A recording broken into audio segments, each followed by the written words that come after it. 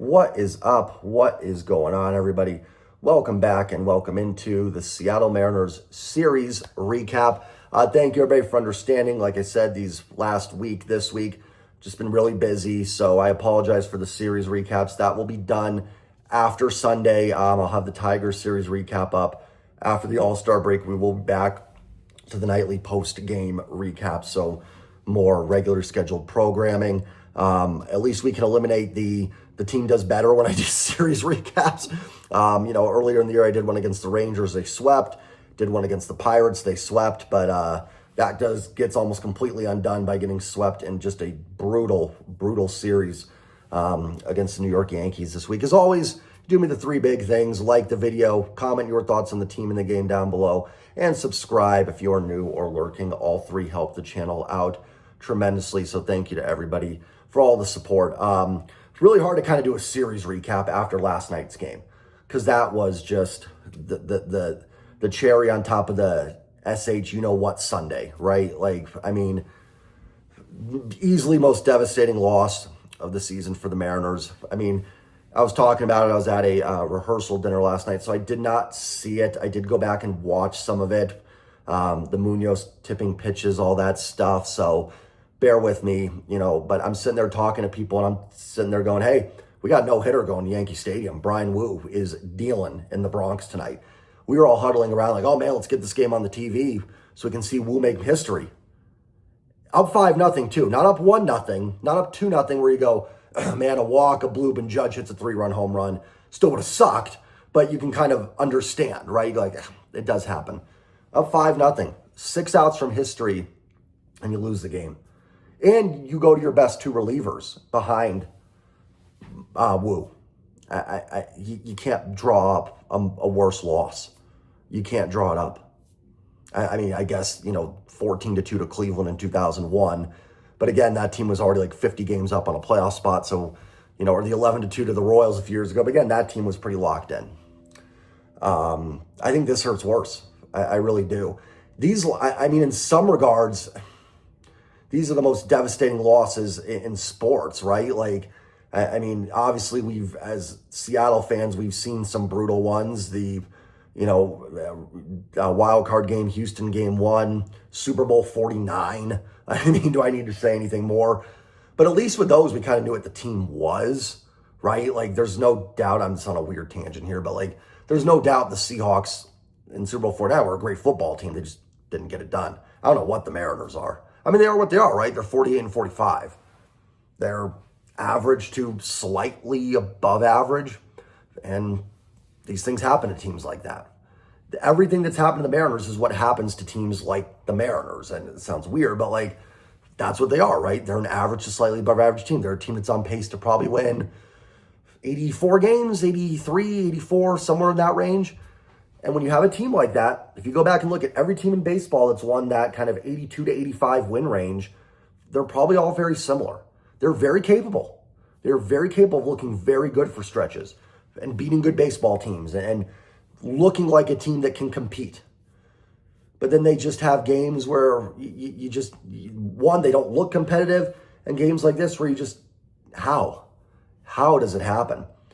I was even okay. Listen, I was somewhat optimistic going series. The Yankees weren't playing great baseball. Now, if you dug a little bit deeper, their WRC plus over their kind of losing streak they had was still pretty good. I think their pitching ERA was still decent. So they were probably a little unlucky in their losing streak. Or it wasn't a losing streak, but their struggling play. And you knew that wasn't going to last forever. They're a good baseball team. But 1 out of 3 would have probably been okay. You'd be at 49-44. You'd be in a playoff spot. You face Skubal tonight. Great. That's lovely, right? You have yesterday's game and you can face Tarek Skubal tonight. That's going to be fun. And then maybe you can get 2 out of 3, win the next 2 against Detroit. Maybe only get 1. 2-4 isn't good. I'm not going to praise it. But it would get you out of all this. Let's say they go 2-4. It'd be 2 more games. It'd be 50-46. You'd take that at the All-Star break. You'd take it. They're in pretty good shape. Overall, they'd probably be holding on to a playoff spot or tied. Boston's schedule is really, really difficult out of the second half. But this isn't so much about what it does for their playoff position. It is, right? It's just they can't get ahead of things. And, listen, the second game of this series, I didn't expect Logan Evans to pitch very well in Yankee Stadium. Not shocked at that one. Offense scored 6 runs. They battled a little bit. Bullpen was shaky. Julio had an error in the outfield. And it was just kind of a mess of a game. That one I expected to lose. Tuesday's game was a little weird. I thought Logan Gilbert actually, for 4 innings, looked as good as he's ever looked. Then he get the rain delay. I do think it affected Logan a little bit. He was probably in the dugout and everything in the clubhouse and for about an hour when you consider that top half of the 4th, the delay, and then finishing up the 4th, then coming back out there, or the 5th. I don't remember if it's the 4th or 5th. I think it was the 5th. It was the top of the 5th. Not an excuse. Logan has not been good enough this year. There's way too many starts like this for Logan Gilbert when he looks great, but somehow has that inning where he just loses a little bit, throws a ton of pitches. Someone puts a 2-run home run or a 2-run double out there, and it's 5 1/3, 4 runs. So there have been too many of those for Logan Gilbert. That's why I'm not going to just excuse it. Had this been Logan Gilbert of last year, I'd probably throw it away and say it was the rain delay mess with them. Doesn't get that this year. Didn't mind Dan going back to him. I know some people are kind of criticizing that. One, I guarantee you they asked Logan. There's no way they just said, you're going back out there. They talked to him. Sure, he's willing to take the ball. And you're also, not playing 17 games in 17 days, but it's day one of a road trip, 6-game road trip. You don't want to lose a starter right away. And Logan, again, looked as if, as good as we've seen him. He had no-hit stuff. I think he did have a no-hitter, or even a perfect game through 4 innings, something along those lines. And then just lost in the game, got out of hand. Sucks, happens. Like I said, game 2, Logan Evans didn't have a lot of hope there. It's just not a lineup that he's quite ready to take on yet. And with being a little bit more pitch to contact, and then, just running into some of those big bats, it happens. That game didn't really it was frustrating, right? Every loss is frustrating. But yesterday's just took the cake. And you could feel it too, right? And, as always with the Mariners, it wasn't Aaron Judge that got us, right? I mean, he did a little bit in this series, and he gets the game-winning sac fly. We'll talk about that too. But it wasn't like Judge hit a 3-run home run in the bottom of the 8th. We gave up 2 home runs this series to Giancarlo Stanton. The corpse of Stanton hits 2 home runs against us, which he still got pop, but it's not a guy that should be doing that to you anymore. And it's just so frustrating. And you knew when Stan hit that home run when it made it 5-3, you'd feel it. You could just feel it happening. And then you got Munoz, looked like tipping pitches. The Yankees are at second base, giving signs. Listen, when the Mariners were accused of doing it to Barrios in that Mariners-Blue Jays game, I kind of called out Barrios. I'm like, dude, you kind of leave your arm out there when you make your pitch.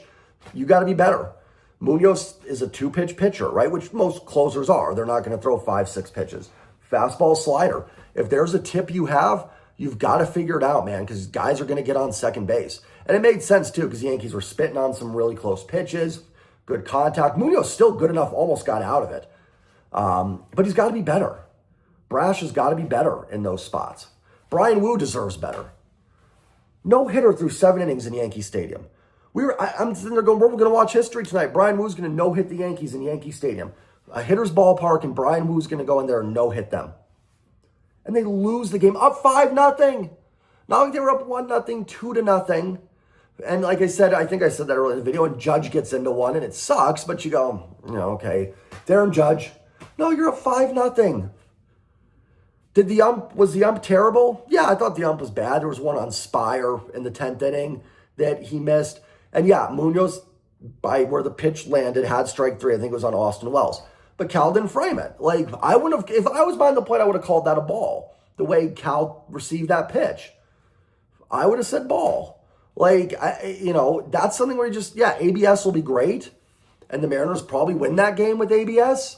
But you don't have it right now. And it goes both ways. No team is missing the playoffs because an ump missed a call. But the Mariners were up 5-0 with 6 outs to go. That's on them. If you would have told me, Jay, Mariners have a 5-0 lead, 6 outs to go, they've got a no-hitter going, but the ump's going to miss a couple calls. Yeah, they should still win that game. They got a 5-0 lead. Get the outs. Get it done with. Munoz has been shaky. I've defended a little bit. I think there has been some bad luck on him. I think there has been some little, bleeders have gone through. That would be BABIP and some stuff, but he has not been nearly as solid where, the first couple months of the season, good morning, good afternoon, good night. There's been a little bit more shakiness. Nothing you can do. Munoz is your best reliever. I mean, it's just is what it is. Brash has been great all year, but he's got to get Stanton in that spot. Woo gives up a couple hits. Don't mind Dan sending Woo out there as at 95. No hitter going 5-0 game. 1-0 maybe. I let Woo face one hitter there and then make the move. I don't mind letting him face two. You should still be in good shape there. 6 outs with Brash, Munoz up 5 to get the win. So, and then the 10th inning. Listen, Julio was atrocious, right? Like, a couple doubles this series, but just runners left in scoring position. The bat, I don't even know anymore what to do with Julio's bat. But he does make a seed of a throw to home plate in that 10th inning. There's a still frame where Volpe is like halfway down the line sliding and Cal's getting the ball. And they don't get the tag. Now, credit to Volpe. I think he does make a really good slide there. Cal's got to make that tag. That was a good throw from Julio. Cal had a tough series. Cal had a tough series here. Did get a home run. But I'll be honest, Cal's been amazing, right? Him, Judge, 1-2 MVP. They're both up there, right? Like, this is not a knock on Cal, but I don't care about the home run race. Like, I do, in the sense of if the Mariners fall out of it and Cal's got a chance, one, it'll probably keep my channel going a little bit, and two, it's fun. But, I want the Mariners to win baseball games. That's not digging on Cal saying, dude, you don't stop hitting home run. Like, the home runs are helping. But, I don't. Cal can hit no more home runs, and if the Mariners win, I'll take it. It's just, and again, I hope people don't misread what I'm saying as some sort of Cal being selfish. That's not at all. Cal's been amazing. It's just I'm pointing out that there's been so many years of Mariners baseball. It's been so frustrating that little individual things don't matter that much. Sure, in September, if Cal's got 62 and the Mariners are out of it, yeah, cool. Let's see if he can get it. But I just want the team to win.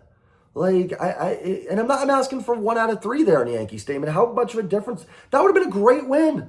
That would have been a great win yesterday. Bryan Woo deals, back end locks in. Polanco has a couple home runs this series. He's getting dialed back in. And you go to Detroit with a happier plane flight. Everyone feeling a little good. And maybe you steal one versus Skubal. Who knows? Every pitcher is beatable in baseball. Maybe you do. Maybe you get 2 out of 3 from the Tigers. And you go in to the break, with that 500 trip in this, and you take it. But now you're staring a disaster in this face. I cannot get a vibe on this team. I am, if anyone says, I can't. A week ago, I'm telling you guys I'd be pretty surprised if this team isn't playing postseason baseball. Now, 50-50. Boston's schedule gets really hard after the All-Star break. So it's certainly, you shouldn't give up on the season. But what is this team? And I don't want to be one of these guys the only reason they could get in is because of the third wild card. Hey, you get in, and you get to the dance, you got a chance. I've seen so many years of non-playoff baseball, I don't really care if they're 83 and 79 and get in. Cool, I'll take it. Doesn't mean the criticisms aren't deserved, but I'll still take it. But, what is this team? What are they? Are they good enough, even with a couple additions, to make a run? I have never second-guessed myself more on a team either way. Both ways than I have this team. I don't like this team. I got to be honest with you guys. I like him in the sense I'm a Mariners fan. I love Cal. Love what Bryan Woo has done this year. I like Dan Wilson as a dude. I don't know how great he's been as a manager, but he seems like a good guy. But I'm sure they're all good guys. But so from that sense, I love baseball. So I would rather, I'd rather watch the 2008 Mariners than not watch baseball. So from that sense, yeah, I love it. But man, I don't it's not a very enjoyable team. And I'm not trying to go on some Jay, just a week ago, you're saying they're going to be in the playoffs. They still might be. I still would not be. I'd still probably be willing to say I do think they get in. I do. But man, are they just impossible to get super invested in it. And people that, I've even had comments and it's totally fine. People going, I'm just don't care anymore. I get it. This is a hard team to just be there day in, day out. Repeating myself for the 50th time, but I'd have an easier time running a Rockies channel. It would be miserable. I'm not saying I'd rather be the Rockies. I wouldn't. Mariners have a much better future and are set up better. Even if you don't like Jerry and Justin, all that stuff, they're still in a better spot than the Rockies. But I'd have a better vibe of the team. I would know it's terrible. It would be very easy to talk about what needs to be done. This team is so frustrating. Do they just need to spend more in free agency to get better? Is that the key? I mean, it's definitely probably part of it. But they're also not getting good performances from guys they should be able to rely on. Bryce Miller's having a lost year. May not be his fault, just an injury, but essentially a guy that was a Cy Young candidate, you're getting 0 from. Logan Gilbert, stuff-wise, looks amazing, but it's not correlating to more than a decent starting pitcher. Kirby's been much better, Castillo's been fine, and Woo's been outstanding.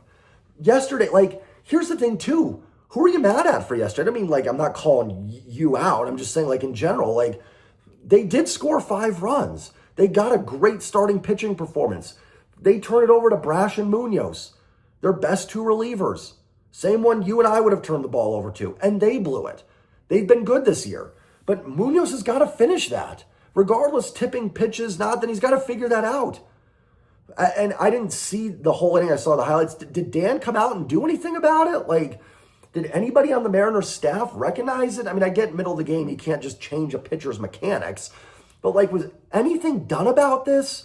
It wasn't. It was obvious. Grisham's over there waving his arm. Bellinger, they're looking in the they knew. And listen, if you know the play that's coming, that's on the offense to make the audible, right? That's not the defense's fault, or in that case, it's kind of reversed. But same scenario. So I'm not mad at the Yankees for it. I mean, it's definitely something if you played them again, you might put one in the old rib cage. It's just baseball. Even if Barrios threw at Cal, I would get it, but I still think it's on Barrios to not tip pitches. Who do you trust? They won the game the way they're designed to win the game yesterday. Sorry, I had a phone call coming in. We're going old school with the phone again today. Who do you trust? Because it's not yesterday was a matter of and listen, this isn't excusing Jerry and Justin. I want to be clear. I'm not saying they don't deserve blame, but yesterday's not a game where you go fire Jerry. I mean, that's how they would have been set up to win the game anyways. Even if they did spend more, excuse me, in the offseason, even if they did do better, you would still be turning the ball over to Brash and Munoz. 5 runs is good. You would absolutely take what you got from Bryan Woo. So how do you fix games like yesterday? There is nothing you can do. The guys have got to get it done.